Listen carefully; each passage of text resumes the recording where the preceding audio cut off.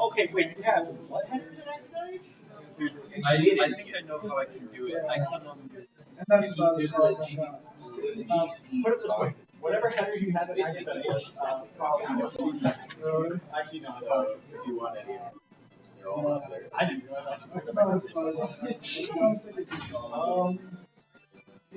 Oh, I think I know. How much work is your actor doing outside of the field? Oh, it's this.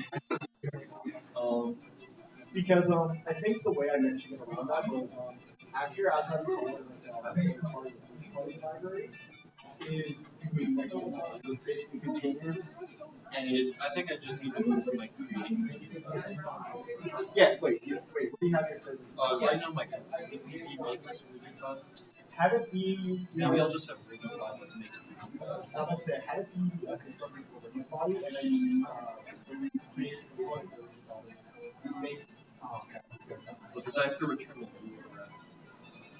Yeah, then I'll figure it out. This is getting quite specific. Do you know what my high level solution is? What? You know how an actor basically are gonna Sucks because I'm like more than halfway through the project and I'm now realizing I need to do this structure. wait, you're already halfway through it? I think I have like a 60%. Or I mean, or 60% only on Windows. I just did this on like part one, but I didn't do it on part one. So I made I did that with Richard because it turns out, oh yeah, blue was pretty weird. I guess GG have one more.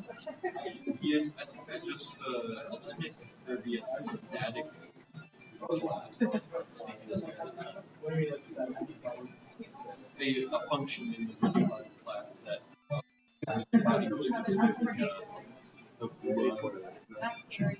I'm struggling with like it creates like instead of component thinking, I cannot just through some reason use the same thing.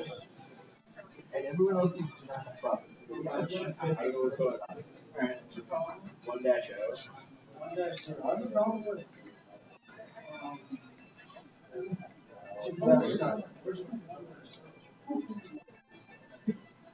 I feel like I've heard that before. This music? It's probably What? I feel like I've heard this before. Yeah, I play this music fairly often. It's Galaxy Man, Mega Man 9. Okay. That's what I feel like I've heard all of it. but it's so weird. It's so bizarre because you know how I don't know if you've looked at it. But like ads, or like get the weird ones and ads like something weird ones. Right. Then you can look at it and set it from 0 to 15. And it'll set it from that. Would it set zeros or it doesn't set? It just stays on that. Yeah, I think the problem I have is that I'm just forgetting to convert. I don't know if there's like a max velocity going on. I skipped it on the lines. It's not gonna be probably something really stupid.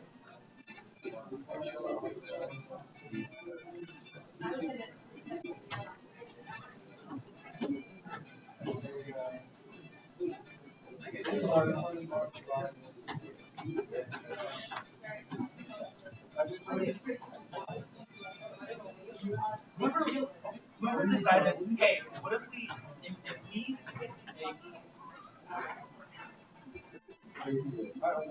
Wait, is that natively we have to deal with that as part of this homework?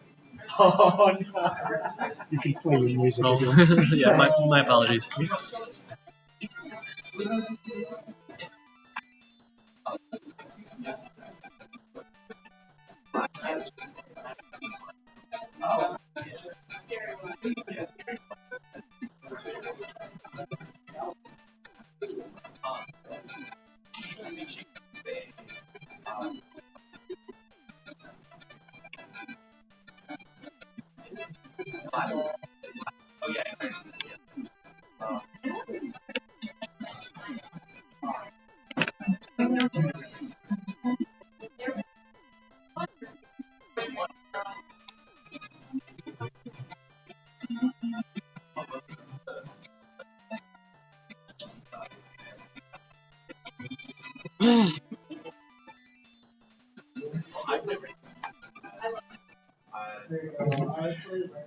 Okay.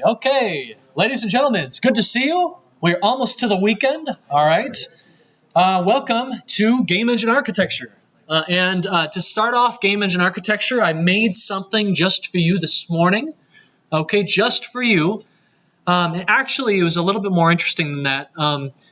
Tim Cook has an emergency at Apple HQ. Did you see the news? They had flooding in their design department.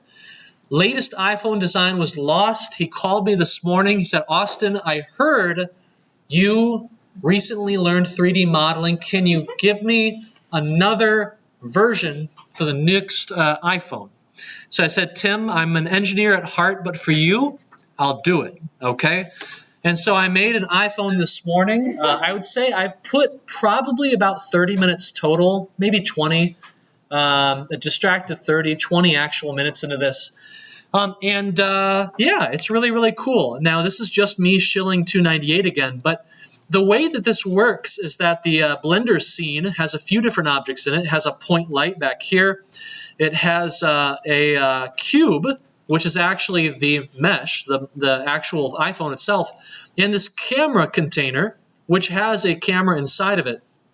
When I rotate this camera container, the camera is kind of on a big stick, and it rotates in the circular pattern. That's really nice. The camera, of course, is inside of it, and I can mess with that however I want, raise it, lower it, whatever. I want to get a different shot. This actual phone, I was super proud because Stephanie O'Malley, who's the actual 3D modeling expert around here, gave me, she said, I give you a B- C+ for this iPhone and its topology, okay? You can see certain things like the Apple logo in the back are actually, they're not part of the texture, okay? It kind of looks like it's part of a texture, but no, it's actually drilled into the geometry itself. This is not good topology at all. About the only thing this gives you is the ability to take that face and easily just kind of extrude it out like this if you want a really fun iPhone, right? I think we should do this. So if you do this, Tim Cook, if you do this, then actually, then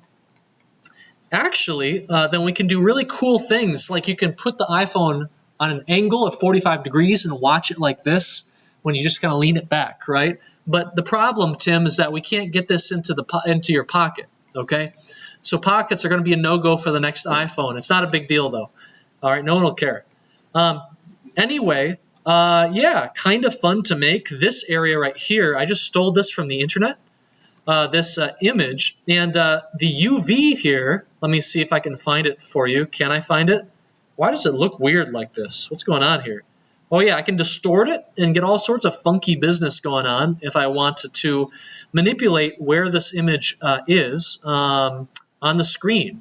So I can kind of shrink things. I can make it zoom in if I want to. I can make it real big and scale it. That's awesome, actually. I kind of like that.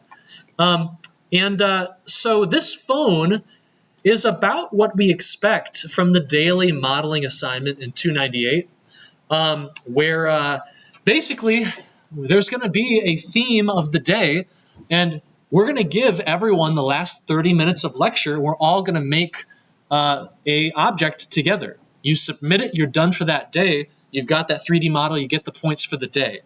Students will be allowed to skip something like 15 to 20 days before it affects your score.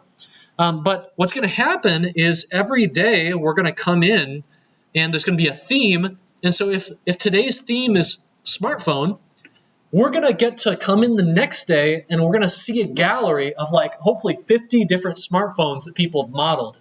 And for the people who did a really good job, we'll get to ask them like, wow, how did you do this? What tool did you use, right? And we can all kind of learn more quickly by seeing each other's models, right? And hopefully our models will get better over time. Anyway, so yeah, we're going to see how that goes. And that's your 298 shilling for the day. I have a game engine of the day for you. This is Twine. Has anyone heard the famous kind of adventure text novel engine Twine? Okay, so Twine is a superstar in the kind of graphic novel adventure style game. Okay, you can make a cool story with images and audio and all that stuff, with text effects, all that, without writing a single line of code. It was created in 2009 by Chris Klimas. And, it hasn't really had any super big games, but it had games that are pretty, that had some impact, like You Are Jeff Bezos. Depression Quest has quite a history you can look up. And I'll just show you what the game kind of looks like. Here is You Are Jeff Bezos. You can see it has some logic and some variable features. So we have a net worth right here. Yep. Look at our net worth right here. What's this, 156 billion, I think? I see too many zeros, and I'm like, I can't tell if that's million or billion or tens of billions or what. But this is 156 billion. When you wake up this morning from unsettling dreams, you find yourself changed in your bed into a monstrous vermin. I am Jeff Bezos. So Jeff Bezos' employees are now your employees. This money is now mine. Nothing you say or do will convince anyone you are not Jeff Bezos, even his closest friends and family. What do? Should I go to the bathroom? I can scream and sob in terror, or I can spend all his fucking money. Okay? So what should I do? I'm partial to one of these. Burn the money. Send the message. All right, I got to do something. I'm going to spend it in flames. Okay? Jeff Bezos' current wealth is spent on the left. Below are some things you might consider spending it on. I could pay off student loan debt for the entire world, okay? That's not a good solution because they would just rack up more, so we cross that one out. We could repair Puerto Rico, okay? Should we do it? We could pay for the border wall and then not build it. Where does the money go? I could pay my personal taxes. I could hire 100,000 new teachers for 4 years. But then after that, we have to lay them off, I think. End homelessness in the United States for $20 billion. What should I do? Which one? Buy Puerto Rico. You repair every ounce of damage Hurricane Maria has done to Puerto Rico. It will still take some time to enact those repairs, and nothing can be done to bring back the lives lost. But the island is at last on its way to recovery. $139 billion. This action represents roughly the limit of your personal wealth. So good thinking, getting this one out of the way first. There's some smaller things you can take care of, though. Great, let's see them. I can't afford anything now. I can't do anything. I only have 17 billion, folks. It's definitely over. What else can I do? Fund NASA for a year. Double every Amazon employee's salary. Forever or just for 1 year? I need more detail here. Support 10,000 artists in residence for 4 years each. Fund a course at the University of Michigan. Abolish the Electoral College. How am I gonna do this for $380 million? Am I buying votes or what? We need way more votes than just Congress. We'd have to buy all the states too. Pay back taxes to the EU. Let's go abolish the Electoral College. Strictly speaking, the only thing necessary is the vote and ratification of a bunch of people and politicians. They're very cheap, though. An average Senate costs $10 million, but you can win over sitting senators for less than that. Really? Interesting. Oh, that's to place a new senator, but to just buy the existing sitting ones, it's easier. The House is a trickier proposition due to sheer numbers, but all you really need is to do is to convince Republicans that abolishing the slavery system and transitioning, okay, would totally own the libs. Okay, right. I'm not going to keep going too much further.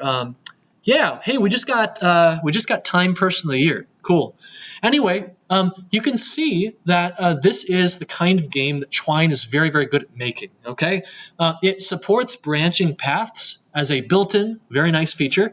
It also supports things like variables and setting and checking those variables conditionally, doing some control flow.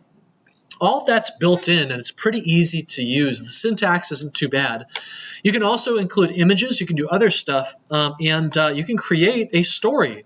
You also get built-in features like going backward, saving, and restarting if you don't like the moves that you make. And if you are a developer, you can actually disable many of these features. Twine is very heavily built around web dev technologies. You can tell, right? We are enjoying this game in the browser. So just about anything you can do with JavaScript or CSS, you can also do in these games. Okay, so very cool stuff. There's the Wikipedia article here, but actually I found a post-mortem essay from Chris Klimas himself. So you can actually read about kind of how he went about making Twine and what were the big concerns that he had when making it and things he is concerned with now. Hypertext stories, right? It is a very fairly constrained platform, but that leads to a lot of creativity. It was the game engine of UArts 150. It was chosen because UArts 150, if any of you have heard of that class or taken that class, it's an intro to a creative process class, and it's famous for being a big course full of multidisciplinary students. So you've got engineers in there, you've got artists in there, you have musicians, you've got drama students, you got everyone, architecture students. And it's very difficult to come up with a game engine that works for all of those different groups. If you try Unity, the engineers are happy, but everyone else gets wrecked. If you try Twine or MIT Scratch, the engineers are bored, but everyone else is happy. And so Twine is kind of a happy medium. That's why we chose it. It began as a textual-only engine with no UI or editor, but you can see the interface right here. It's really, really cool, actually. So this is what the interface looks like. No textual programming, or not much of it. And you create these passages, and then these passages link to each other and become multiple choice, kind of choose your own adventure style options. You can go in, you can edit them, you can change the color of the text, the styling of the text. You can create these little links, and you can go and create a story that way. You can embed audio. You can do all sorts of fun stuff there. And I think I'll show you can easily play the game test from here. You click a passage, it instantly opens in your browser, and it's just awesome, okay? Super cool. Okay, so here we go. On a dark and stormy night, you arrive at the Viz Studio for EECS 498 Game Engine Architecture. Rumor says the game engine today will be Twine. So you find a chair and you sit down, right? Or do you go home? Lecture passes quickly. Twine turns out it's pretty cool. Spend a few minutes, blah, blah, blah, blah, blah, blah, blah, blah, blah, blah, blah, blah, blah, blah, blah, the end. All right, well, there you go, the end. You bail, okay? And you're going to promise to watch the lecture on recording at double speed later, all right? Did you have your hand up, Jose? I was going to say, there is no textual programming. However, you can plug in JavaScript if you want to. Which, yes. There's no required textual programming, but you can go kind of crazy if you really want to. It is a node-based editing system, so if you saw this footage and you got a bit triggered because you got the Unreal Engine flashbacks, blueprints are a very similar way in Unreal Engine, okay? You can even put an HTML5 canvas into your games, and then you can create a traditional 2D game if you want to. It is usable on desktop and in the browser. Sometimes it is actually embedded in other engines. So if you have a Unity game, but you want to use Twine to create your dialogue in that game, there are plugins that can make that possible. Cradle, formerly known as Unity Twine, is a plugin that allows your Unity game to play back and render Twine. Looks like a little bit painful to integrate to me, but probably not too bad. Nochi, I think, did something like this recently with a lot of their visual novel romance anime games, and it apparently worked pretty well. It's powered by web technologies, blah, blah, blah, blah, blah. Okay, all right, you got it. Because it's so web-based, I can actually go in and I can make my own Twine game right here in the editor. Okay, and now I'm making my next Twine game. Blah, blah, blah, blah, blah, blah, blah. Okay, move on to next lecture topic. Okay, and when I end this, that link right there is going to go ahead and, oh, maybe not. Hold on, double brackets. Okay, here we go. There you go, there you go. That's a link. And now I've got another passage, and I can move that around and write that right in here. Okay, blah, blah. When I am happy with my big, nice game, I can click test from here, and now I'm playing my game. I see the text. I have an option to move on to the next lecture topic, and I'm going to take that option right now, okay? So our main topic of the day is going to be to review Quiz 4. That's actually a smaller thing, but we need to introduce Box 2D.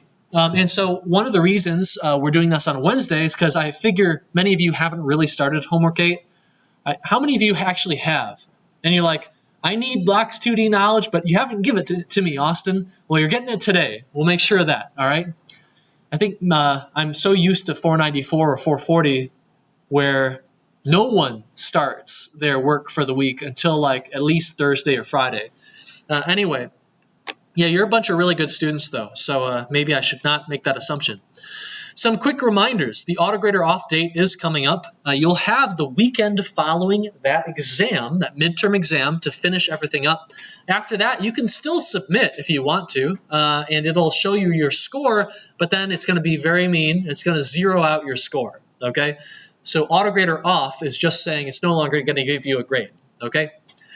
So if your grade is looking a bit rough, don't lose too much hope, okay? There is extra credit coming. Remember all those feedback forms at the end of the assignments. You're going to get a bunch of points at the end of the semester for that. That'll be really nice. You're about to take an exam in a few weeks. That's not going to be the hardest thing in the world. Get a big batch of points that way. And the final 2 assignments is basically a free, it's not free, but it's like a pretty easy to get 100 points. That's really going to help you out big time. I'm going to say if by the autograder off date, if you're getting pretty close to finishing homework 7, I think you're still in it to pass this course, okay? You might be surprised because homework 8 and homework 9, if you don't do them at all, that's 100 points gone. If there's 1,000 points in the course, you're still in A- range. Skipping 2 homeworks, okay? Still in A- range. Extra credit helps you out more. The big problem for you is that the exam might be a bit harder because you've skipped homework 8 and homework 9, okay?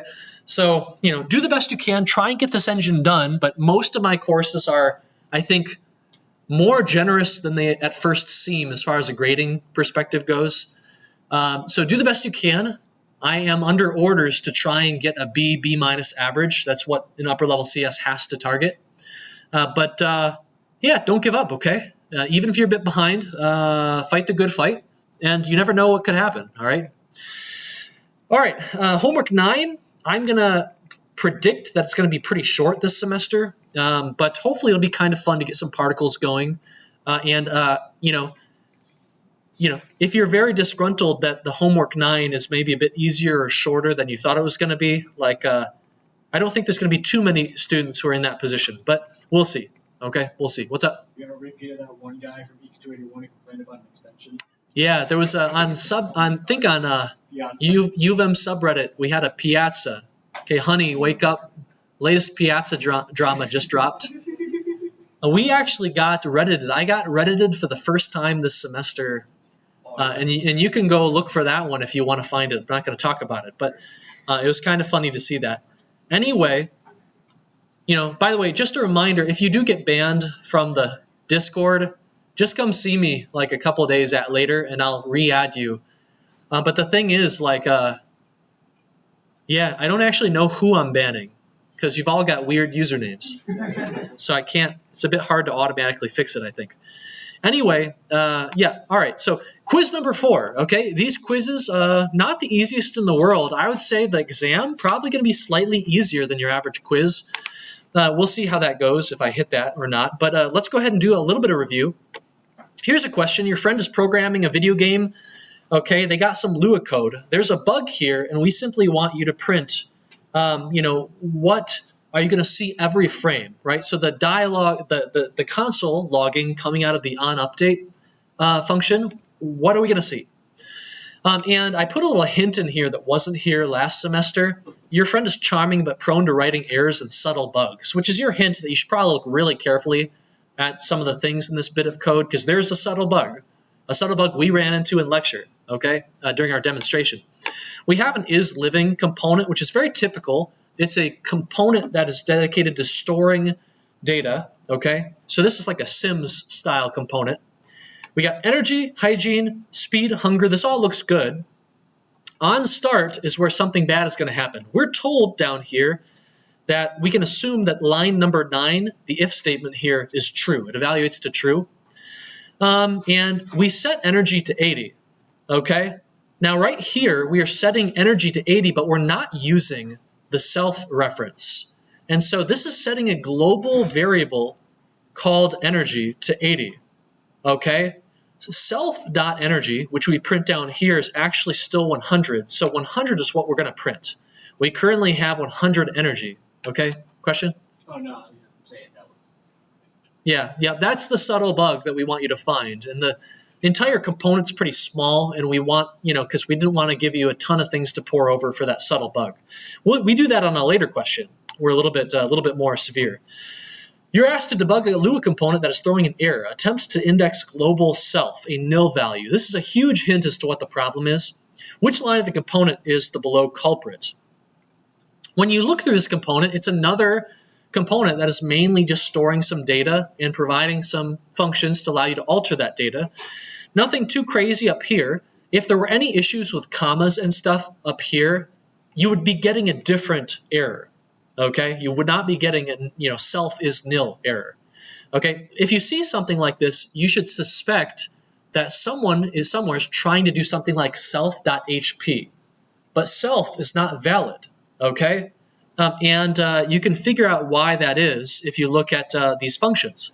So onStart is doing nothing too crazy. Okay, this is going to run automatically, no big deal. OnUpdate will also run automatically. And it's the function calls that onUpdate makes that makes this a big problem. So self : progress stats.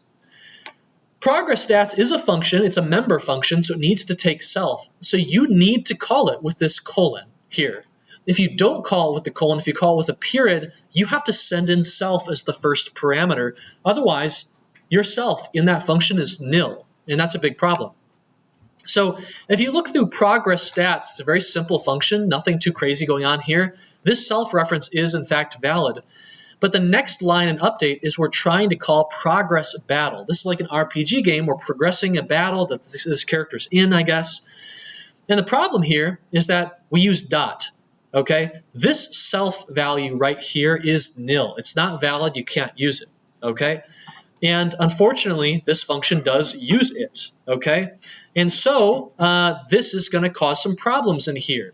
Now, the issues are within this function, but the real issue is that we're not calling it with the colon, okay? It's a little typo we made. The other functions use colon, and so the answer is line 18, okay? And there you go. Any questions or comments? Okay, next question.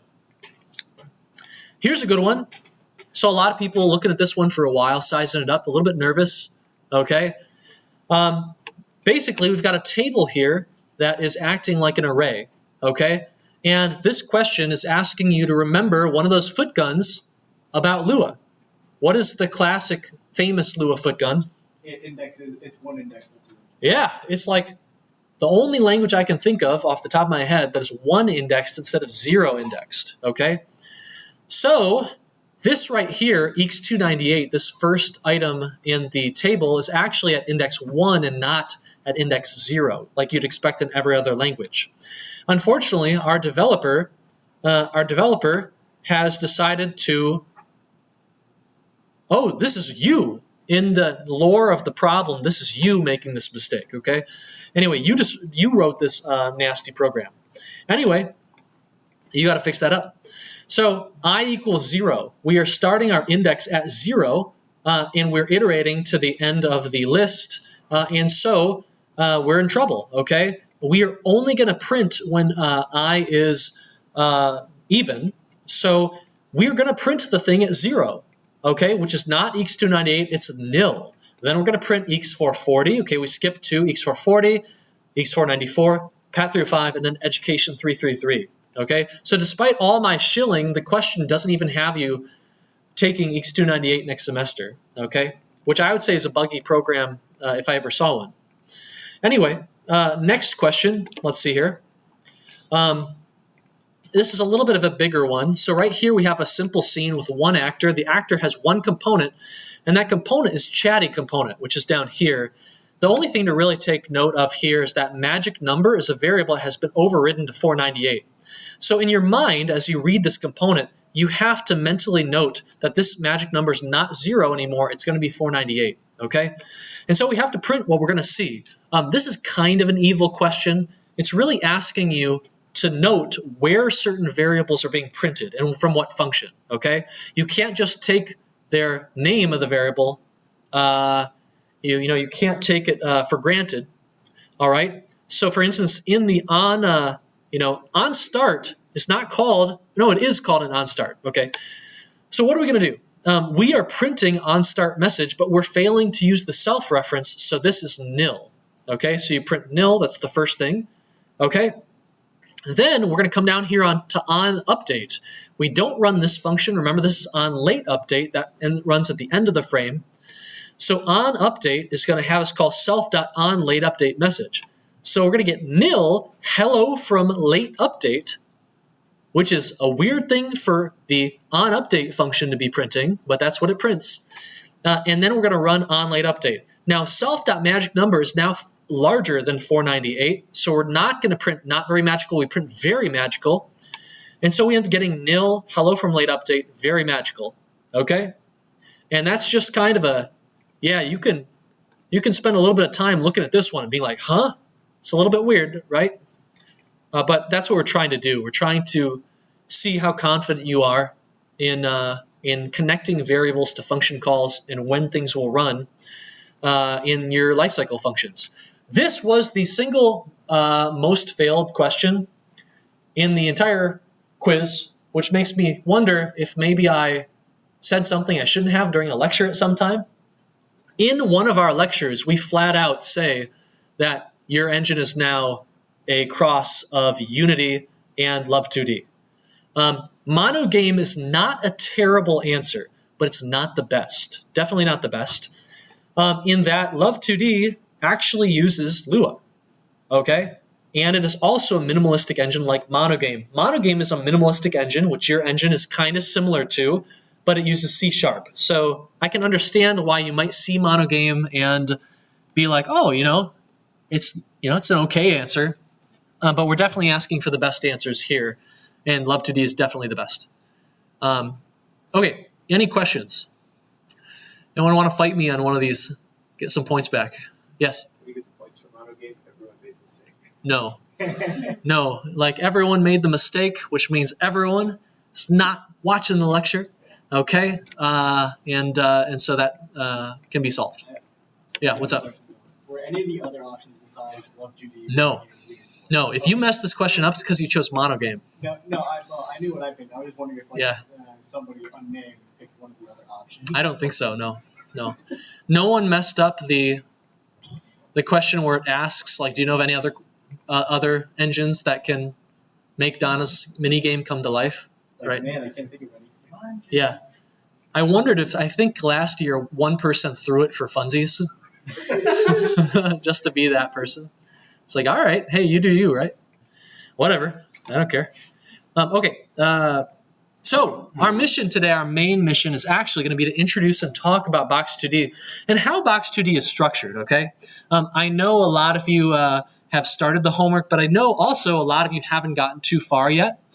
I know, however, that it's very possible to get far with just the assignment spec because we got someone sitting at 98% right now. And they were there on like Tuesday night. Yep. If we're going to cover Box2D, could we make a quick mention of like source only? Yeah, you should probably include everything. Because that was one of the foot guns of Box2D. It was source. So instead of source only, if it was header only, just drop the headers, have it include package. Yeah. Source only. You also have to include the other source files, like they're your source files. Yeah, the .cpp's, right? Yeah. Doesn't the assignment spec tell you that you should do that or something? Yeah, it does. I just wanted to say Hold on a second. It does. Very top. Yeah. Wait. So what do you want? No, just making another note of like. Oh, another note in lecture or something. Oh, yeah. Okay. Yeah. Here's the thing. Like, you can put stuff at a certain location, but in the same way that you can put a super important key in a video game and you can watch players walk past it. Like, I can put this information into an assignment spec and I'll just watch students read past it and then get confused. That's where the autograder comes in. It can kind of dynamically enforce policies and detect you made a mistake and remind you of the fact at the right time, right? That's what a good video game can do. If they notice you're spending too long in an area, games like Uncharted, I'm not saying this is the best policy, but they will drop hints for you if they noticed you wasting too much time in an area. Anyway, right, blah, blah, blah. Yeah, Box2D, source-only form. Yeah, you'll need, basically just throw it all in, okay? Not the testing stuff, but, okay. So, Box2D. this is an awesome engine. I really liked working with it. I thought it was easy to integrate for the most part, and they just do a couple things that are strange. This is, as far as I know, your first real library dependency that is C++ based. Okay, so it feels much more natural to use probably. You're going to have objects like B2 World, and that object is going to have functions and properties, and you're supposed to fill them out. You're not just getting these weird handler data types and then feeding them into an unlimited series of functions to edit them and alter them and use them. That's kind of the old classic C style that SDL uses. No, this is an object-oriented code base in library, and you're going to feel that, okay? And I think you'll like it. Okay, so if you can see here, right, we have our Donna game, and well, this game does have physics. They're not very intricate physics. They're not very luxurious or exciting. They have very low entropy. Whereas over here, right, Box2D is giving you this very real sense of physics, okay? The sense of realism is going to improve just by integrating it and using all these lovely bodies and watching them bounce around. In fact, I would say that people will enjoy playing around with a test bed like this simply because physics is fun. If you take little kids, something you'll notice is that, like, if you put them into like a swimming pool, you know, a shallow one for safety, but they'll just mess around splashing the water. Okay, if you give them a bouncy ball, they will literally be enchanted for hours just throwing the ball against the wall. Okay, and so you know there's a part of that never goes away even as you age. It is fun to watch things bounce around, right? And so you're going to notice in your test case footage this week that things are a lot cooler, in my opinion, right? It's fun to watch your engine do things. It was created by Aaron Caddo in 2006, who then became a lead programmer at Blizzard. Yeah, he is still pushing updates to Box2D, making it more efficient, making it more stable, solving bugs. It was created for a GDC talk on physics. So sometimes this is how it goes. An educator creates a piece of technology to teach something, but then it's like, hey, this actually has some commercial use, and who knows how people will use it. That's why I throw the A2 engine up on its own website, right? You never know who's going to find it and see value in it that you didn't expect. It was open sourced a year later, and they chose the MIT license, which, as we all know, very nice choice, very pleasant choice. One of the reasons people choose GPL over MIT is that GPL forces companies who make improvements to give those improvements back to the community, right? It's a kind of a way to empower the community and keep things growing.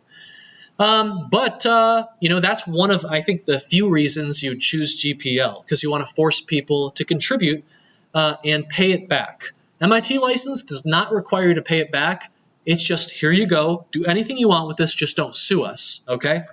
And there you go. It is platform independent, standard, portable C++, so you can build this and get it going on all sorts of platforms and languages. You could get this going on the iPhone, right, in case you want to make a game about some disgruntled flying avians, right? Just in case. It actually has fixed point and floating point modes, which is a very interesting tidbit. Determinism is very important to some games. It makes testing and verification much easier. It can also make certain systems in games like replays much easier. Basically, if you have the same set of inputs and you play them back on the same frames, you'll have the exact same outcome. That's really important for auto-grading, okay? So your engine in this course is deterministic. Now, moving your mathematics to fixed point, okay, is less efficient than floating point, but it is much better at capturing fractions and long, lengthy decimals. And so this can make it even more consistent, even across platforms, okay? So with our current approach, floating point data types, we use floats to store all sorts of stuff, right? That will be deterministic, but only on the same computer, same processor, okay? With fixed point, you can actually get determinism where the game is going to play out the exact same on a frame-by-frame basis on Mac versus Windows, on a AMD processor versus an Intel processor, okay? And so fixed point still has some value, and it has a mode for that. Box2D is super popular, has widespread usage on game engines, okay? Unity uses it. In fact, if you've ever used the 2D version of Rigid Body or a 2D collider, like Box Collider 2D, Rigid Body 2D, you've used Box2D. And if you look in the Unity licenses, you will find Box2D and Aaron Caddo listed in there. Hey, that's got to make interviews a lot easier, okay? Imagine going to Stardock or Sucker Punch and saying, oh, what have you worked on? Well, okay, hold on. You got Unity open? Oh, you got Unity open. Yeah, hit the credits page right there. See my name? Oh, yeah, right? That's got to make interviews a lot easier, just saying. Game Maker Studio uses Box2D as well, okay? Love 2D has, I think, some built-in physics, and it uses Box2D as well, okay? Sprite Kit, which is kind of the lightweight engine, 2D engine that you get on iOS, also uses Box2D. And there's some others as well, okay? And that is definitely what I call an industry standard. So kudos, well done, all right? Making us academics look good. So here is the high-level Box2D model. Whenever you create a library like this, you have to come up with some sort of mental model to understand, right, what goes into creating the physics in a big, fancy world. There are lots of different ways to do it. And if you choose a model that makes sense, everyone wants to use your library, and it's super easy, okay? You don't need good tutorials, you're good. If you choose a really confusing model, you're doomed. I think Box2D's model is not half bad, okay? Especially if you're used to Unity, where you'll see a lot of common things, okay? So look at this scene right here. We have 4 actors. We have 3 actors that kind of come down and fall and bounce against each other. And we have 1 actor that's kind of stapled to the ground here. It still interacts physically with things, but it doesn't itself have velocity or some other physical stuff. It doesn't have any gravity. It doesn't have angular velocity. It's all good. Here we have 3 bodies, okay?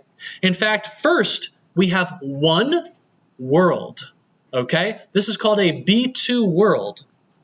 And if you think about why do we need a B2 world, well, here's something to think about. It's possible that in one program, we actually want to have multiple simulations running alongside each other, maybe at different speeds. Maybe they're different worlds. Maybe you have a 2D game that has its own physics world, but then inside of that 2D game, you have a little scene that has like someone playing games on a monitor, a computer monitor, and that has things bouncing around. So you have a world inside of a world. They're separate. They don't interact, right? So a world is basically a big container for bodies, okay? All right? You create a world by creating a B2 world, okay? B2 world pointer physics world equals B2 world gravity. You feed in a B2 vec2, which is just Box2D's data type for a vector 2, i.e. a 2 float tuple.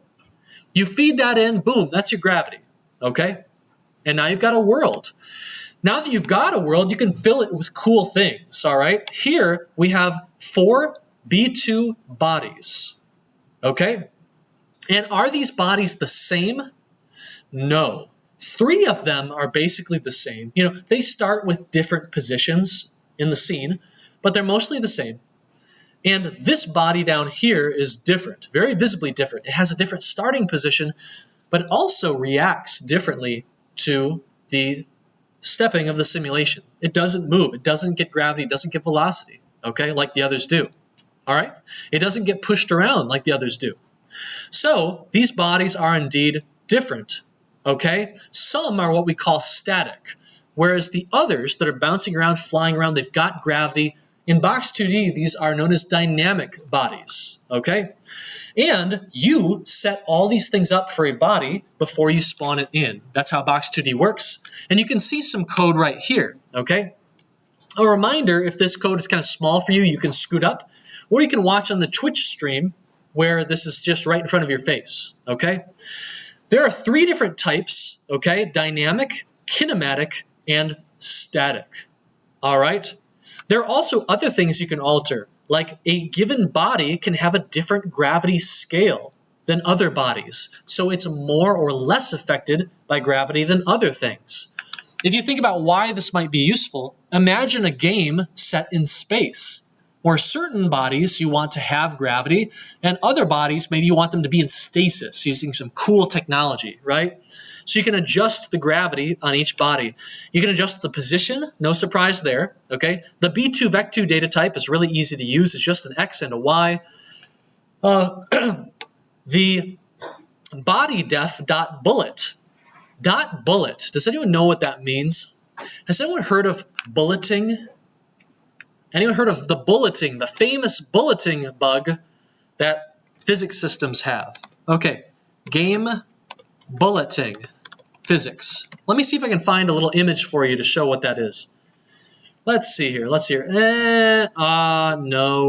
I don't think this is what I want, right? Bullet physics engines, physics GIF. Oh my goodness. I don't think I can. I'm not going to find anything good. Let me write it down for you, okay? And I'll show you what bulleting is, okay? This is what bulleting is, and everyone on the stream is going to have to just use my description, okay? But if you have an object like a bullet, okay, and you have another object like a wall, in computers, right, you already know that computers are kind of discrete systems, okay? They do their processing in like chunks of time, okay? And some time goes past, and then the processor gets around to doing the next frame. So there's this gap between frames where nothing happens. And if you're moving really fast, what your object is actually doing is on one frame, it's over here. On the next frame, though, it literally warps over here and then over here. If the object is moving fast, you can't tell. It just looks like it's moving fast. Your brain interpolates that motion, and it's all good, right? So none of this is a big problem unless you've got an object going super fast. If this bullet is going super fast, right, this bullet is going to appear here, and then it appears here, and then on the next frame it appears here. What's going to happen on the next frame? What's going to happen? It appears on the other side of the wall. It warps to the other side of the wall, okay, like that, okay? And your game, the software, thinks that it didn't ever collide with the wall. Well, that makes no sense. If you shoot a bullet at a wall in real life, it never warps to the other side, okay, to our knowledge, all right? And so what's happening here is this bullet property that you can assign during the creation of any body. This bullet property is basically saying, how precise do you want collision to be? By default, Box2D will run its bodies and simulation in kind of a cheaper, more performant, discrete collision detection mode. Unfortunately, this could cause bulleting to happen. You warp through things. In our engine, by default, we will always turn the dot bullet to true. Because if bullet is true, what's going to happen is instead of warping us across, Box2D is going to try and do an interpolation to see if it can make it there, okay? And in this instance, what it will notice is, oh, shoot, right? There is a collision that happens right here at the wall. So instead, Box2D will say, okay, never mind, we're not going to go there. Instead, we're going to place ourselves right here, which is what you want, okay? It's a much better looking result, but it is more computationally intensive. So you might not be able to have as many physics objects rolling around if you do this, all right? So anyway, other things, angular damping, friction, stuff like that. Then you can call, you can take this body def, it's called, and you can actually spawn a body using that definition. Okay, question? So if you know things won't be moving like really fast, would it would it be like beneficial to turn the bulleting off? It might be. That's actually, I think, a very reasonable idea, but don't do that on this homework because it might slightly change the results enough to get you off by 1 pixel errors versus the the staff solution, which never does this, right? Anyway, even if you're moving slow and you're like, oh, bulleting won't be a problem. Well, that actually depends on the shape, right? Because if you have a super thin object and a super thin wall, you could be moving very slowly and still warp across it, right?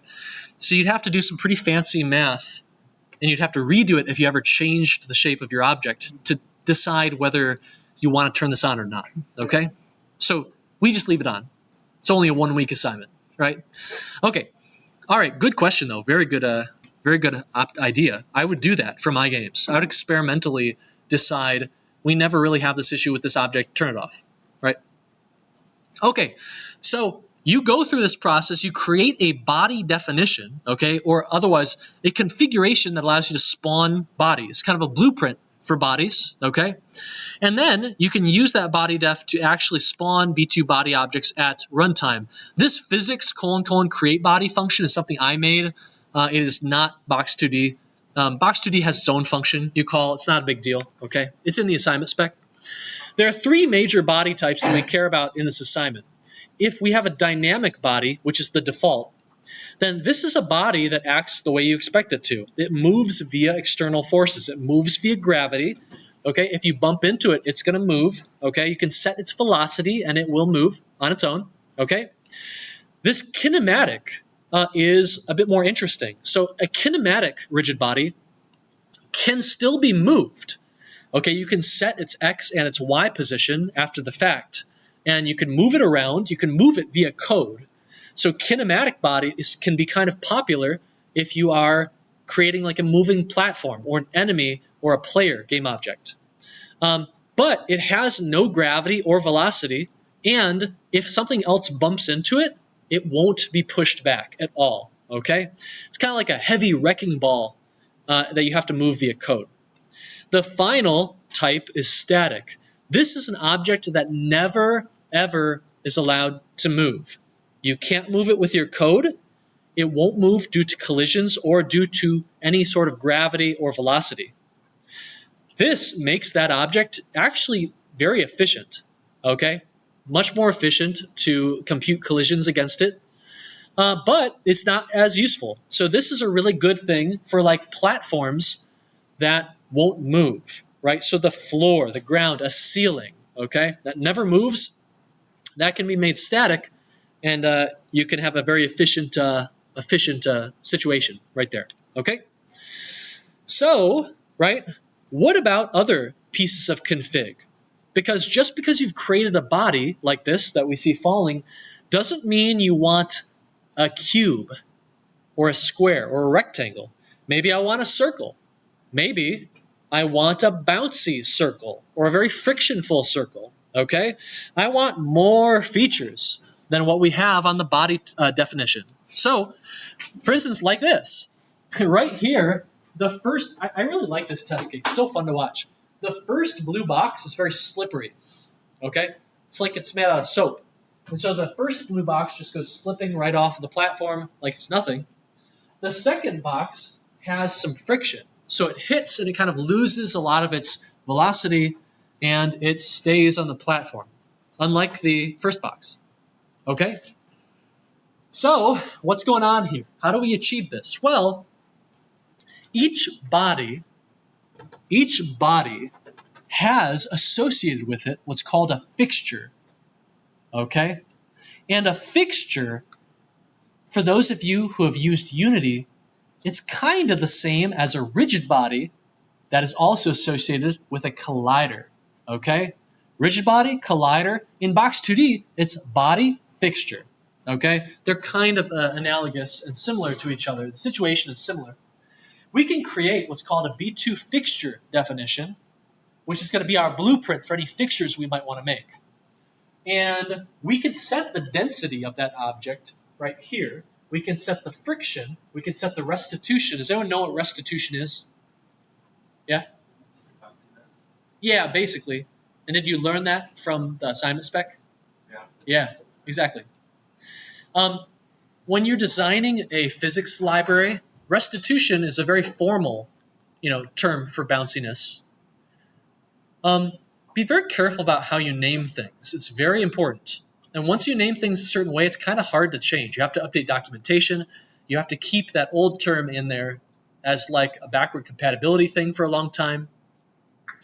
And so you'll see that we use density and friction as properties that you can control, but our engine renames restitution to bounciness, okay? And our users will thank us, okay? They'll know what we're talking about. We can tell our body to add a new fixture, create a fixture for yourself, and use this fixture definition to do it, okay? This is basically giving us a collider or a trigger, okay? A separate fixture def defines these things. Yep. But what about shape? We don't have any shape information, okay? Well, you're going to have plenty of test cases that change the shape of your object, okay? For instance, you might want to have some shapes that are spheres, okay? Not just a rectangle. And so you can do that. Here is an example. B2 polygon shape, and we call this box shape. We have this box shape, this polygon, okay? But a polygon could be anything. So we need to tell it that it's going to be a box. So there's a function called setAsBox, and you're never going to believe this, but it takes a width and a height, okay? And so once we've called this function our shape, our polygon shape is a box, a rectangle of some sort. And now our fixture definition, which we were showing up there, can now be edited to also include a shape, okay? So one way to think about this is a hierarchy. B2 world, okay, inside of a B2 world are a bunch of B2 bodies. Inside of a B2 body is a B2 fixture. Inside of a B2 fixture is a B2 shape, okay? And so it's kind of a nice long chain of objects that help us define what we want from our physics system. Yep. Why do we do width and height times 0.5? Because width and height is a property that our engine defines on the rigid body component type.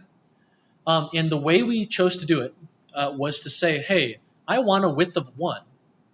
But Box 2D wants like the radius instead. So that's why we multiply by 0.5, okay? All right, okay. So, yep, you create everything, and it's all good, okay? You can add all the stuff in. Not too bad.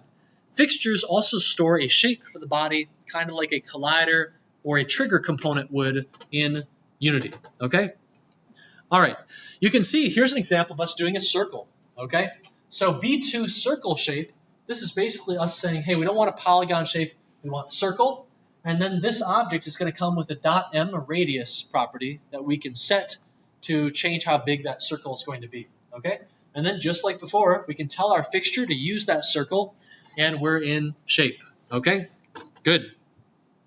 Again, I was just telling you about the hierarchy of everything. B2 world is where it all starts, all right?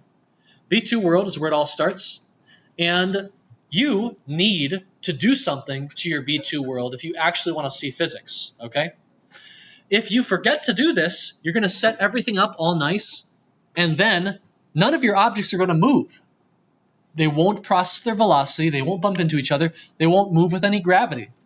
What you have to do is every frame you need to step, or basically you need to push or update that world.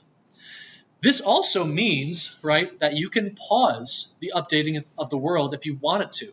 So for instance, if you want to implement a pause game menu, you might let the player press escape, and then you would possibly stop updating the physics world, okay?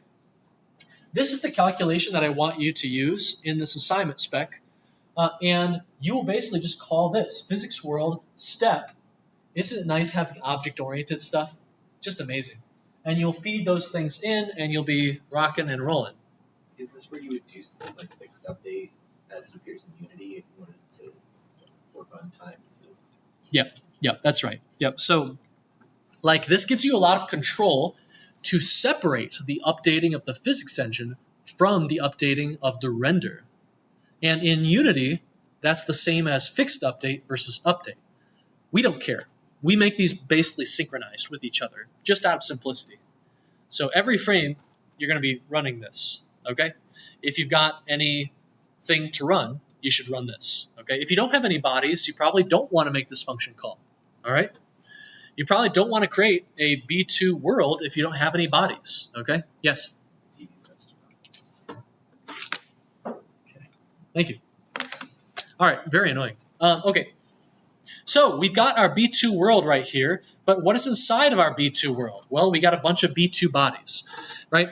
This is kind of the representation of your actor bouncing around, okay? This is your rigid body from Unity, your rigid body component, and each of these bodies is simulated every time you call physics world step, okay?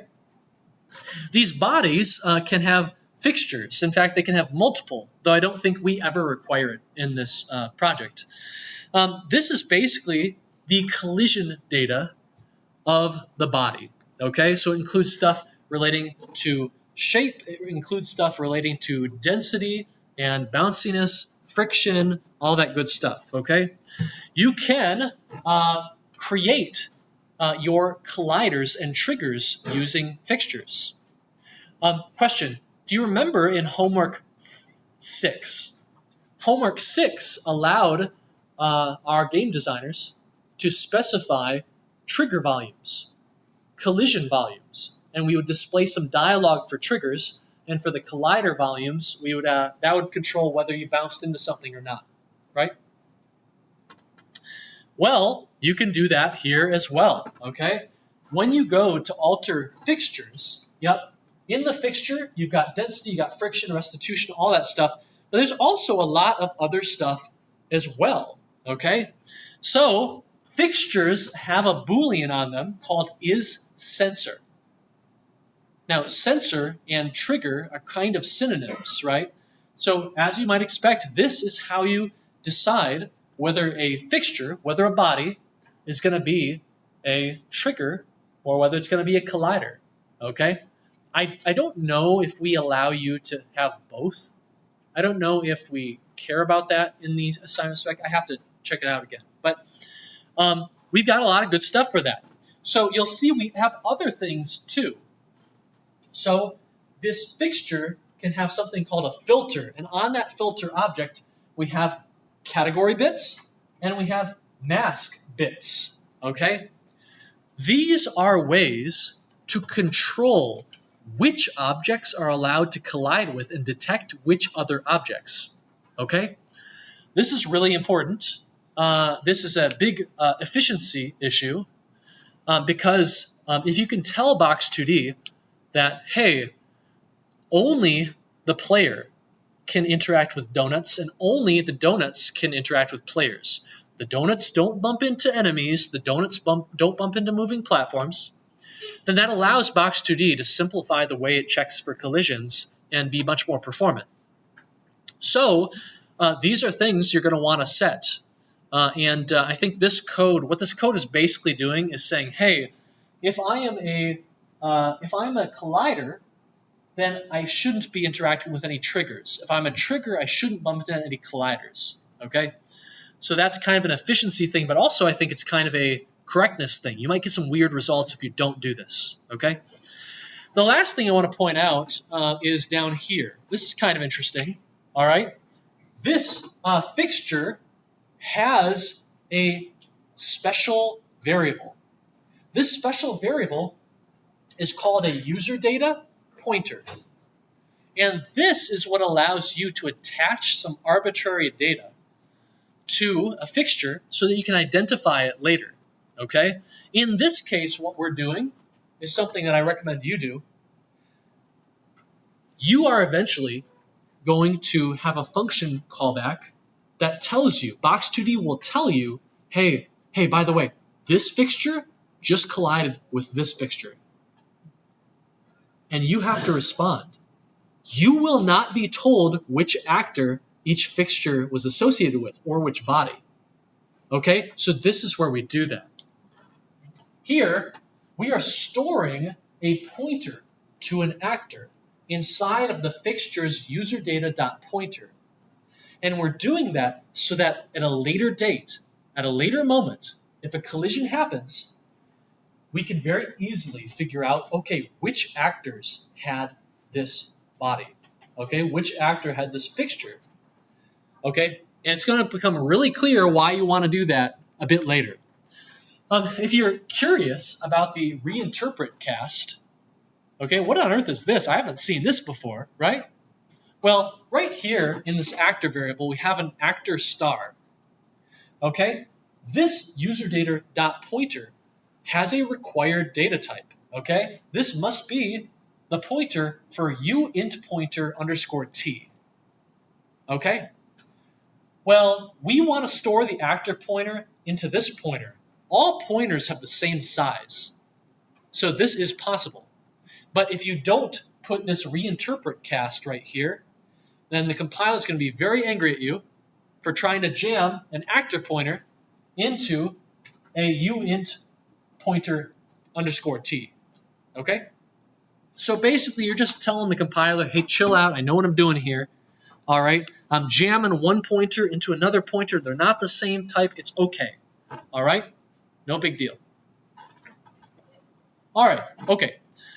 So there we go. And then each fixture can have a shape associated with it as well. And this is how you make something into a sphere, right? A circle instead of, for instance, a rectangle. Okay? I think there are other types that Box2D provides as well, but in this engine, we only define those two shapes, I think. All right? All of this is going to seem very familiar if you've ever used Unity or another game engine that has a built-in kind of rigid body and collision system. And we're basically, during this homework assignment, and part of what makes it so fun is you're just re-implementing a bunch of these features the same way you did in homework 7. I will say this homework isn't that tough once you figure out a couple things, because you're kind of just plugging and chugging, right? With homework 7, as soon as you kind of get your architecture set up and your first few components are working, you just kind of crush like test case after test case, right? You're just kind of plugging things in, no big deal, pretty simple, right? Same thing with homework 8. That's why it's only 1 week instead of 2, all right? So anyway, how do you detect and respond to collisions? Because one of the great, amazing things that a physics engine is going to want to help you do, it's going to want to help you write gameplay mechanics where one thing touches another thing. This is like every game under the sun wants this, okay? Rollerball, for all you Unity 494 students, the first thing you do in Rollerball is you roll a ball into some cubes to collect them. Well, for that, you need help from Unity. Unity has to tell your script that, hey, a collision just happened. What do you want to do? Here are the objects that collided. What do you want to do? Okay? So here's how we do it, right? We want to enable on-collision enter and on-trigger enter for all of our components. Their lifecycle functions. So just like on-start, on-update, all that good stuff, we need them to run at the right time, and we need them to supply us with the right information, okay? So for instance, here's a really good example. You're going to see this ball roll up to these yellow cubes. The yellow cubes detect a collision and launch the ball into the air. That's the kind of thing we want to make super easy to program, okay?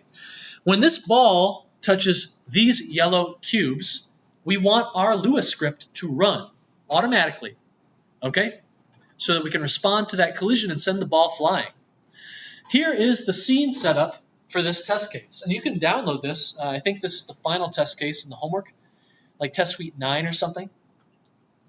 And here we have an actor called Bouncy Box, okay? This Bouncy Box has a sprite render component, right? It renders the yellow box. It has a rigid body component, which you must have. The rigid body is going to be responsible for calling these other functions. This is a rigid body that is kinematic, which means we could move it if we want to. And it has trigger is false. So it's not a trigger, it's an actual physical collider, okay? And it has one final special component written in Lua, okay, called Bouncy Box. If you open up Bouncy Box, you'll see that the entire darn thing is just one onCollisionEnter function. And what's really unique about onCollisionEnter is that it takes self like you'd expect. It's a member function. It's an instance function. But it also takes in a collision object. This right here is a table of hit objects. The hit object will give you more information about, hey, what did you bump into? What game object did you hit? What actor did you hit? Where was it hit? Where was the collision? Okay? And stuff like that. So, in this logic, we grab this object to learn more about the collision that happened. We want to know who was involved. So then we check if collision.other. Other is the other actor that got that was involved in this collision. Or colon get name. If the name of the actor we just hit is player, i.e., if we just bumped into the player, we're the box, we just bumped into the player, then I want you to grab the rigid body component of that other actor, okay, like this. We're going to get the current velocity of that rigid body, okay? And then we're going to calculate a new velocity, okay? Let's create a vector 2. We're going to keep our x velocity as it is, and we're going to set the y velocity to negative 15, i.e., you could keep rolling to the left here. You're not going to be impeded or halted, but we're just going to take your y velocity and we're going to send it to the moon. And that's what launches us up, okay? When you see this ball kind of come over here and we're jumping, everything's normal. The x-axis stays the same and boing, right? Like that, okay? Right, we do RB colon set velocity in order to actually plug that new velocity we calculated into the rigid body component, which is what causes us to move. If you remember the transform component that a lot of our games have been using lately, that's kind of sort of gone. Rigid body is kind of, you can think of it as a more advanced version of transform now. That's kind of how Unreal Engine does it, where they don't have transform component, they don't have rigid body component. What they have is the static mesh component, and that is what actually has transform data inside of it. It also has rigid body data and behavior inside of it, and more stuff like rendering behavior too. It's jam-packed. It's everything you want, okay? Maybe more than you want. Okay. So, detecting and responding to collisions is absolutely essential if you want to bring functions like onCollisionEnter and onTriggerEnter to life, okay? A reminder, on the exam, you're probably going to have to write a new lifecycle function. So I would actually recommend to you, think about, what kind of lifecycle function have we not covered? Okay, and how would I write a new type of lifecycle function that might be useful to game designers, okay, for certain gameplay mechanics? Who knows, maybe you end up implementing the one that I choose, and then you're just golden, right? You just struck gold. 777 on the exam. Knock that one out easy, all right? So another thing I want to point out to you is that the bouncy yellow boxes are onCollisionEnter. But what if we want to detect that we've touched a trigger? Look up here. The finish line boxes, the victory box, as it's called in the test case, in the code. Okay, these right up here, there's no physical collision. But the moment you enter it, the game concludes, it takes your time, and it displays and tells you how long you took, right? And so there we have a non-physical collision, i.e., we have a sensor, i.e., we have a trigger, as it's referred to in this course and in Unity, okay? And so, right, these boxes right here, you don't bounce against them, okay? You can go through them, but they detect that you've done so, okay? We want detection. We want to sense something here. We want to trigger something, but we don't want any physical ramifications, all right? Well, here's how that's implemented, okay? We've got our, let me see. Oh, this is the bouncy box. Yeah, the name is messed up right there. That should be victory box, okay? It's in victorybox.template, but I forgot the name. I messed the name up, right? So that's an interesting little error, okay? Anyway, we got 3 components. The first 2 are the same as the other box, okay? We got something to render that kind of faked box type. We set the alpha to be like half of what it normally is, so it's kind of transparent, okay? You can see your player behind them. And then we have a rigid body, okay? Has collider has been set to false. Has collider is false, and so we are a trigger, and we can detect trigger collisions, okay? Actually, you know what? Looking at this, by default, rigid bodies will have a collider and they will also have a trigger, okay? You turn one or the other off if you want them gone. But otherwise, you have both of them on. So, right here, we have our special component that we wrote ourselves to respond to a collision with the player. It's called Victory Box.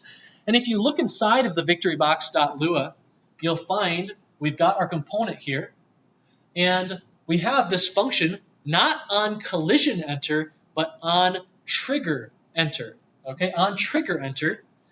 And this function is going to be automatically called when anything touches us and we have a trigger collider, a trigger fixture, a sensor fixture on us. Okay. The assignment spec goes into when you should call this, so don't worry too much. It feeds in, just like on collision enter did, it feeds in a collision object, a table, and this table has information about what you touched. So again, we check if the thing that we touched is the player, and if so, we're going to publish an event, okay? This event is called event victory. Somewhere else in the code base, in the HUD, for instance, if you remember what event-driven programming is and what that looks like, somewhere in the HUD, we have a function that has subscribed to the event victory event. And when that comes through, okay, when we publish it, that function will run and it will update the HUD to show our final time and congratulate us for finishing, okay? So, anyway, this is the C++ side of things. How do you actually implement this? This is kind of the super important part for you. I always say, like, it's really hard to implement something if you don't know how or why it's going to be used. So, like, we got to cover both of these things. And by the way, again, I encourage you to read the Lua. Read your Lua code and try and understand what's going on. That'll make the C++ side of things much easier to debug, okay? So Box2D is a physics engine. It's very good at detecting and dealing with collisions, very fast. Box2D will actually detect the collisions for us, so long as we set the bodies up well and the fixtures up well. We simply need to forward and pass along that information from Box2D into our Lua components so that on trigger enter and on collision enter get called at the right time, and that collision object gets sent through and it's filled with the right stuff, okay? So here's the weirdest part of Box2D, how you hook this up, okay? It's weird, very strange. What you need to do is you need to create a new class. You need to create a new class, and that class has to derive from a certain Box2D data type. In this case, it's called B2 contact listener. That class that you make needs to provide a couple functions, begin contact and end contact. And it also needs to have exactly this description.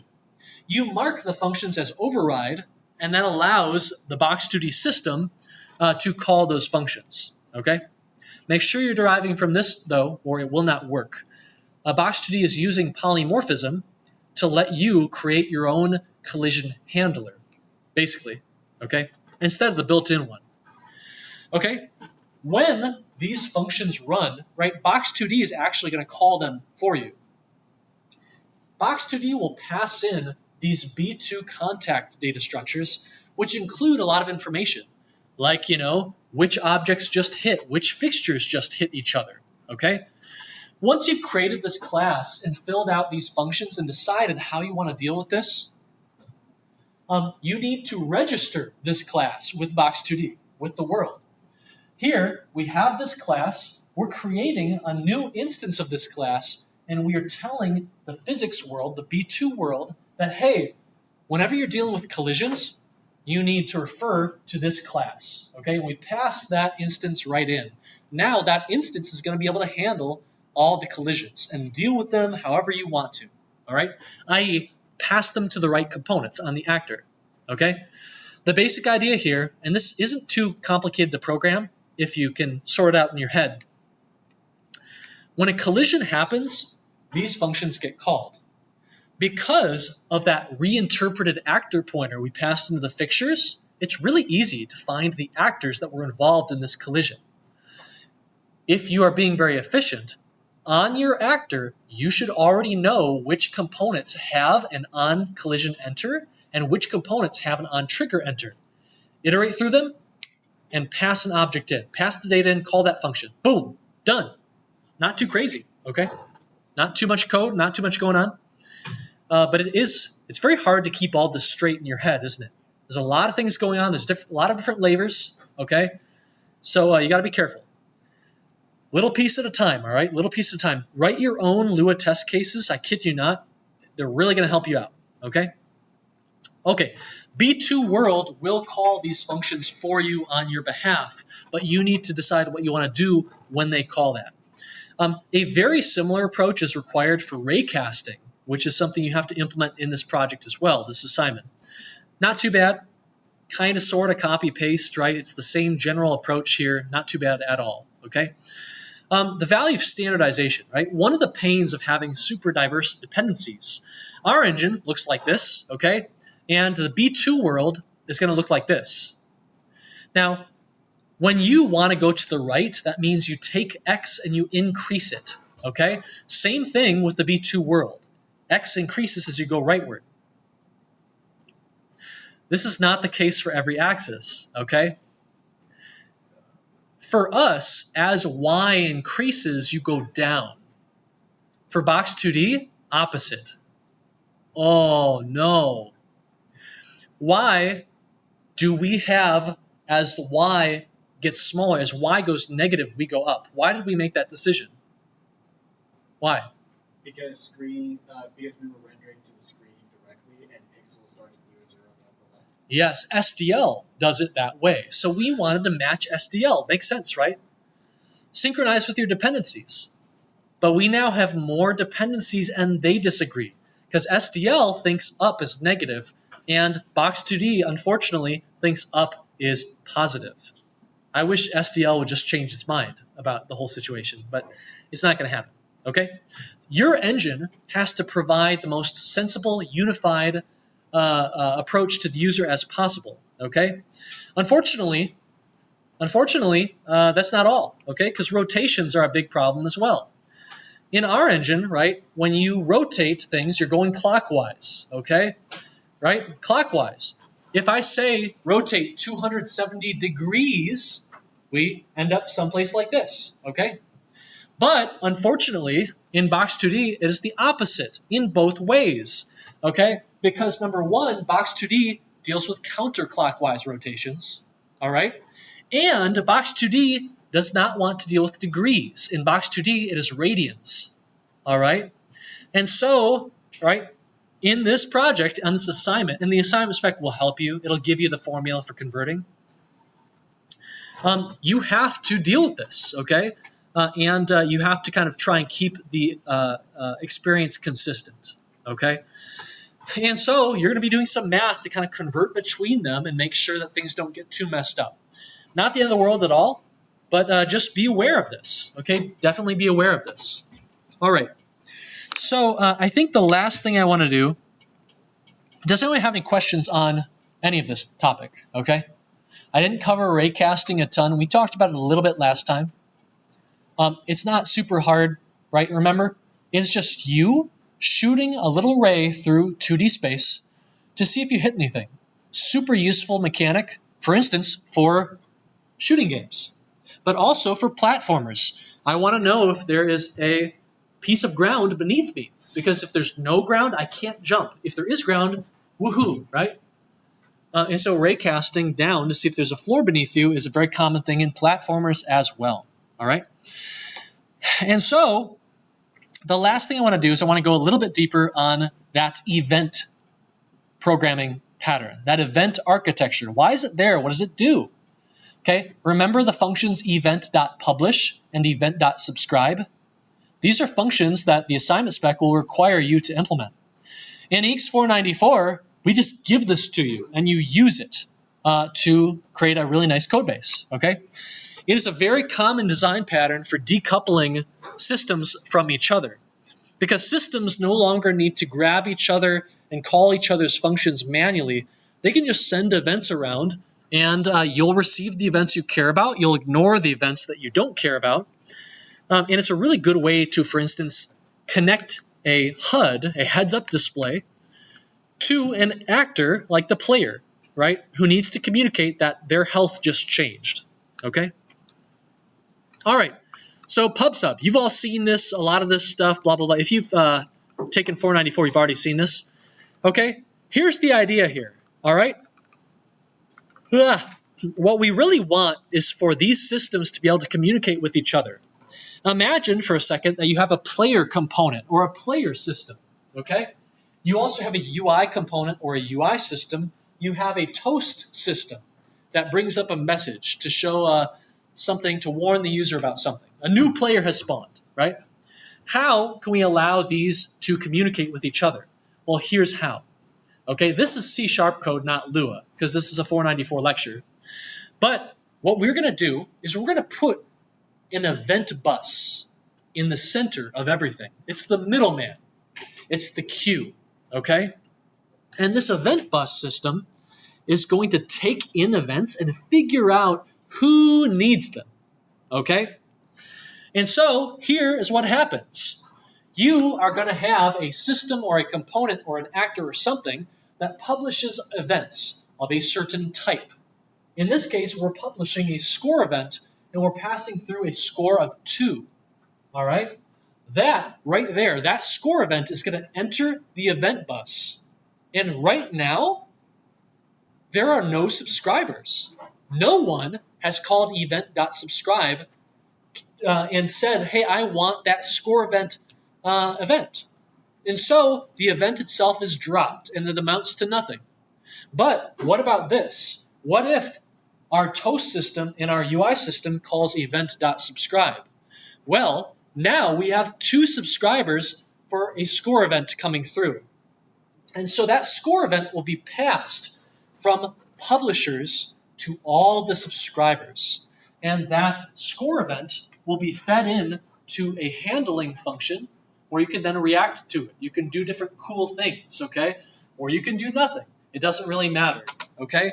The whole point of an event bus or an event-driven programming system is that, hey, when something important happens, we react to it. But if nothing is happening, we don't care. We only care about the events we're subscribing to. And if no one publishes any of those events, we just chill. We're not taking up any processing power, right? We're not wasting any time or efficiency, okay? It's a really nice way to go about it. What's actually happening here is that your event bus will need to do this. Your event bus will need to keep a dictionary of some sort, okay? That maps, or a map, all right? Which data structure should you use? The answer in this course is always like one of 2, basically. Yeah, brutal.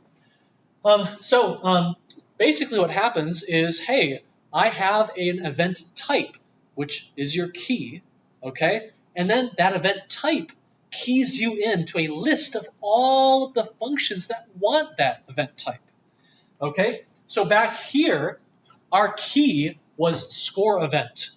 And this mapped us to a list of 2 functions that take score events. What do?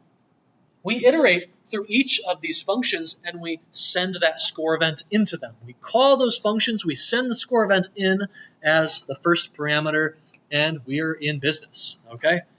And that's basically what you're doing. So if a score event comes into this event bus, we have subscribers to score events, we have subscribers to KO event, we have subscribers to the new player event. But as this is a score event, we only care about these guys, okay? And so we're going to go ahead and we're going to call each of these one after another in a row, okay?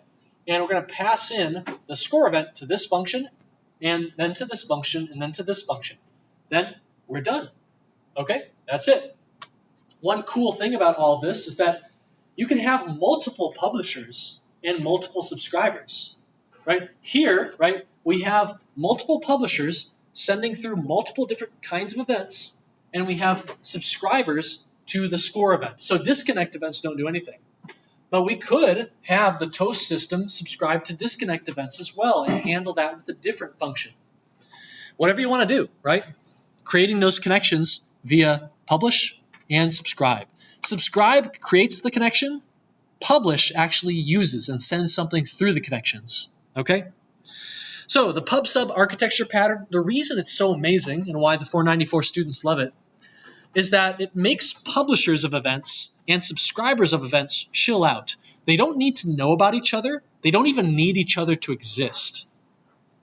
A subscriber will work perfectly well whether one event comes through or no events come through or a billion events come through, okay?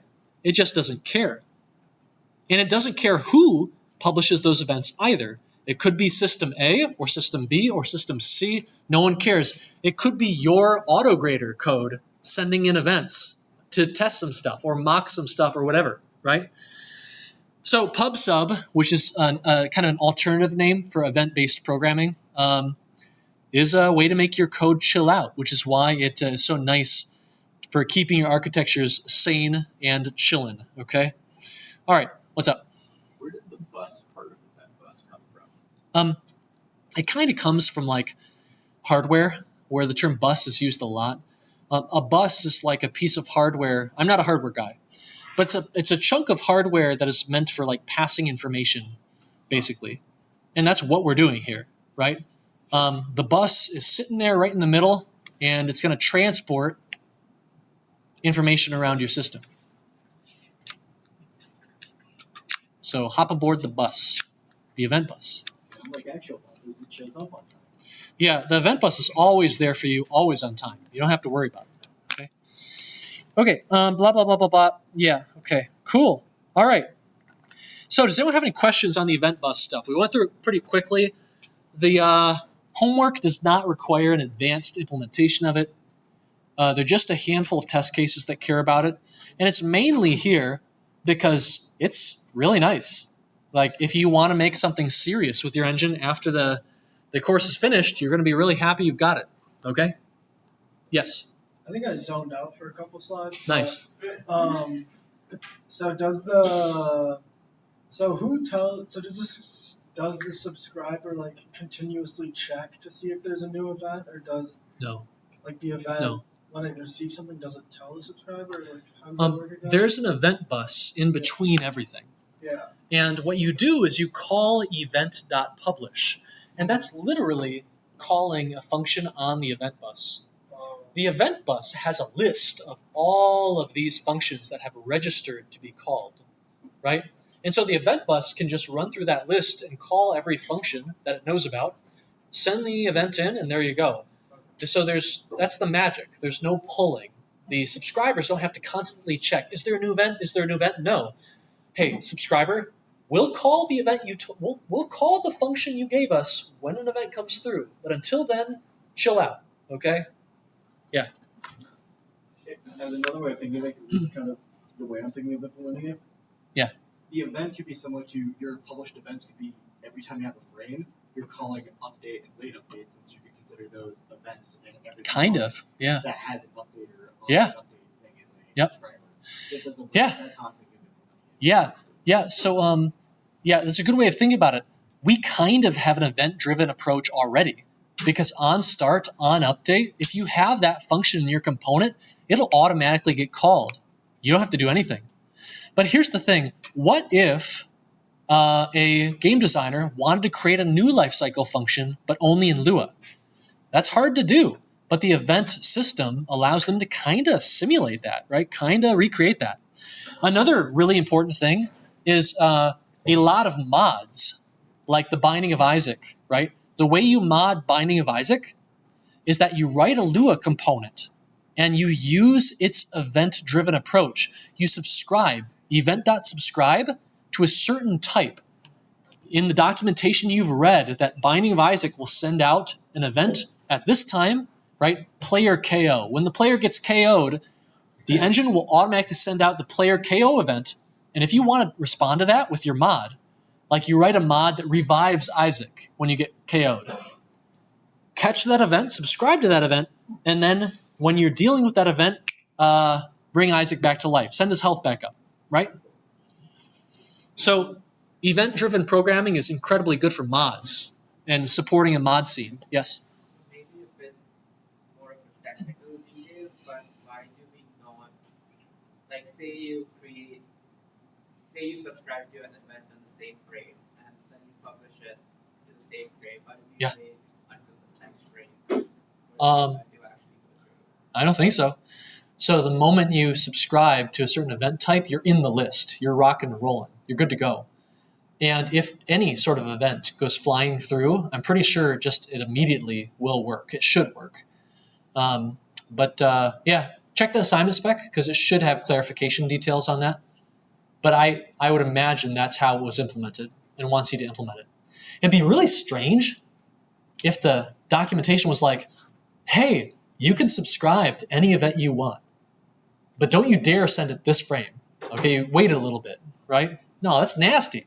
No one's going to do that, right? And then they're going to be really weird and frustrated when they subscribe and then the same frame, the event gets submitted and it gets ignored, right? No, that'd be awful, awful.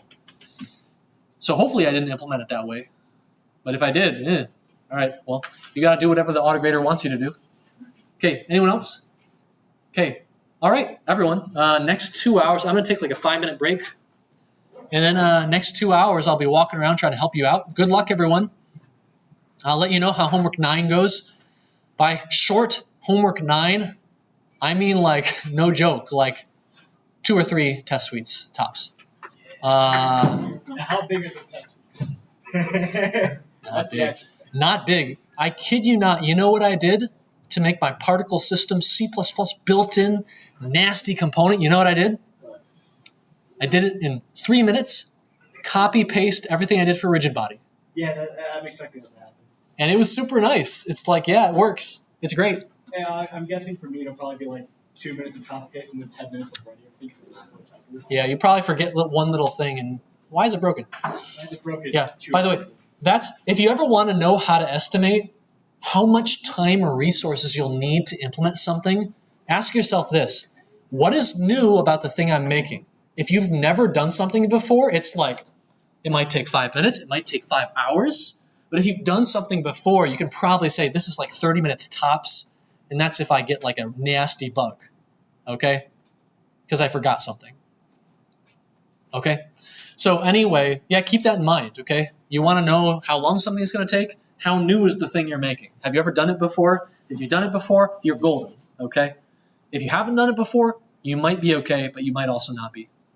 Anyway, yeah, good luck, everyone. Have